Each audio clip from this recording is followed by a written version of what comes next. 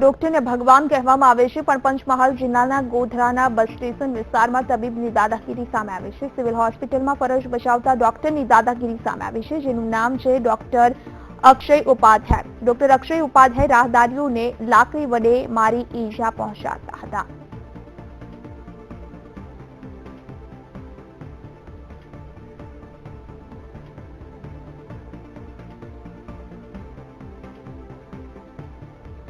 વધુ માહિતી સાથે સંવાદદાતા વિવેક સુથાર અમારી સાથે ફોન લાઈન પર જોડાઈ ગયા છે. વિવેક, જે રીતે એક તબીબની દાદાગીરી સામે આવી છે, કઈ રીતે તેઓ રાહદારીઓને નુકસાન પહોંચાડતા હતા અને શા માટે?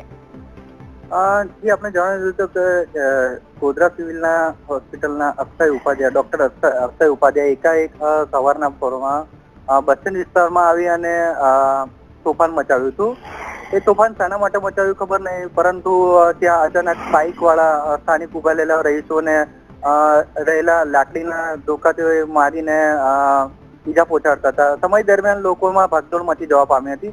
તે ઉપરાંત અચાનક સ્થાનિક પોલીસને આ મેસેજ થતા પોલીસ ઘટના સ્થળે આવી અને ડોક્ટરને હાલ તો પોલીસ સ્ટેશનમાં લઈ જવામાં આવ્યો છે અને તેની પૂછતાછ કરી દેવામાં આવી છે કે આ કયા કારણોસર કરવામાં આવ્યું હતું અને તેનો શું હેતુ હતો.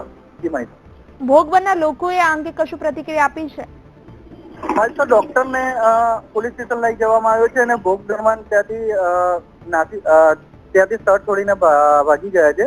પરંતુ જ્યાં પોલીસ ત્યાં જો તપાસ કરશે અને ભોગ બનનાર કોઈ વજહ ઇજાગ્રસ્ત હશે તો હાલથી ચોક્કસ ફરિયાદ નોંધાશે એવી સંભાવના જણાઈ રહી છે.